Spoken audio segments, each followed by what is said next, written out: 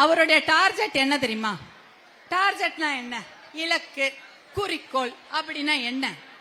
அவருடைய டார்கெட் விவசாயிகள் சந்தோஷமா இருக்கணும், நெசவாளர்கள் நிம்மதியா இருக்கணும், மீன்பிடி தொழிலாளர்கள் அவங்க உயிருக்கு உத்தரவாதத்தோட நல்லா இருக்கணும், பெண்கள் பாதுகாப்பா இருக்கணும், குழந்தைகள் வாழ்க்கை நன்றாக இருக்க வேண்டும். இல்லையா? நம்முடைய குழந்தைகள் நல்லா படிக்கணும், அவர்களுக்கு தரமான, கிராமப்புற மக்களுக்கு தரமான இலவசம் கிடைக்க வேண்டும், தரமான சுகாதாரமான நல்ல திட்டங்கள் போகணும், இலவச கல்வி, இலவச மருத்துவம், இலவசமாக விவசாய பொருட்கள், இடுபொருட்களை இலவசமா அதெல்லாம் தான் கிடைக்கணும் என்று அவர் சொல்லிக் கொண்டிருக்கிறார். அதுதான் அவருடைய டார்கெட்.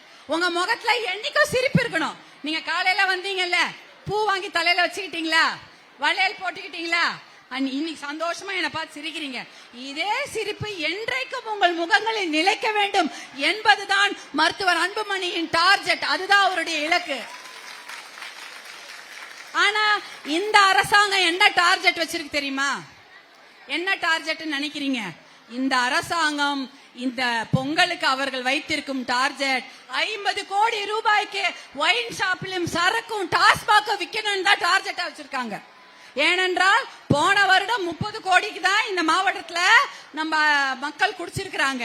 இந்த வருடம் 3000 ரூபாய் பேங்க்ல வேற போட்டிருக்கிறோமே, கண்டிப்பாக அதையெல்லாம் வசூலித்திட வேண்டும் என்ற எண்ணத்தில் இந்த அரசாங்கம் 50 கோடி ரூபாய்க்கு டாஸ்மாக் வருமானத்தை தான் டார்கெட்டா வச்சிருக்காங்க இந்த பொங்கலுக்கு. அதுக்கும் இப்பயே அந்த பாட்டில்லாம் எல்லா ஊர்ல இறங்கிடுச்சா. கல்யாண மண்டபத்தை வாடகைக்கு எடுத்திருக்கிறாங்க. மார்கழி மாசம் தான் கல்யாணம் எதுவும் நடக்காது, தை மாசம் தான் நடக்கும். அதனால பொங்கல் முடிச்சு தானே பண்ணுவீங்க அதுவும். அதனால எல்லா கல்யாண மண்டபத்தையும் வாடகைக்கு எடுத்து அதுல சரக்கு பாட்டில அடுக்கி வச்சு இருக்கிறாங்க. எதுக்கு?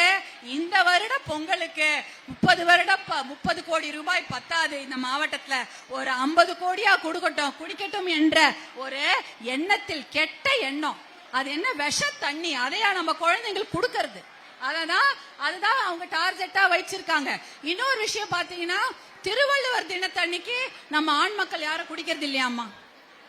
ஏம்மா திருவள்ளுவர் மேல நம்ம ஆண் மக்களுக்கு, நம்மளுடைய வீட்டுல இருக்க ஆம்பளைங்களுக்கு என்ன பெரிய பாசம், என்ன பெரிய பற்று, என்ன பக்தி, என்ன மரியாதை? ஒன்னும் இல்ல.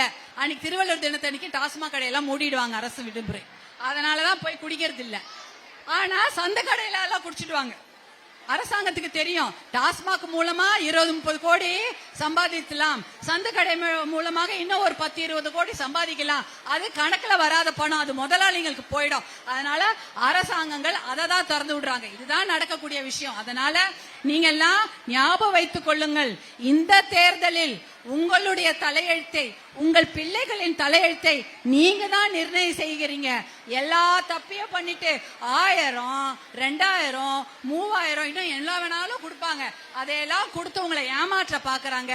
ஏமாறாதீங்க. ஏன்னா அவங்க கொடுக்கக்கூடிய அந்த காசுக்கு பயந்து போயோ, ஐயோ காசை வாங்கிட்டோமே, அவங்களுடைய பேங்க்ல போட்டாங்க, கையில கொடுத்தாங்க, இந்த காசை கொண்டு போய் அப்ப ஓட்டு போடாம இருந்தா நல்லா இருக்காதுன்னு ஏமாந்து போய் இவர்களுக்கே நீங்கள் வாக்களித்தீர்கள் என்றால் உங்க பிள்ளையோட தலையெழுத்தை நீங்க தான் மாத்தி எழுதுறீங்கன்னு அர்த்தம். அப்புறம் அவங்க தாலிக்கெல்லாம் உத்தரவாதம் கொடுக்கல, பசங்களோட வாழ்க்கைக்கெல்லாம் உத்தரவாதம் கொடுக்கல.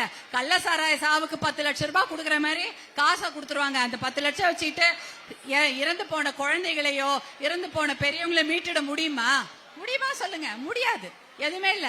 அது 10 லட்சம் ரூபாயும் பாதி பேர் கமிஷன்ல போயிடுமா இல்லையா? போயிடும். ஒண்ணுமே வராது.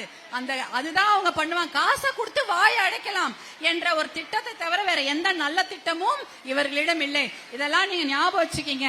இதெல்லாம் நீங்க ஞாபகம் வைத்துக்கொண்டு உங்களுடைய அன்பு சகோதரன் அன்புமணியோட குறிக்கோள் என்னன்னு உங்களுக்கு தெரியும். நான் தான் உங்களுக்கு தெளிவா சொல்லிட்டல்ல.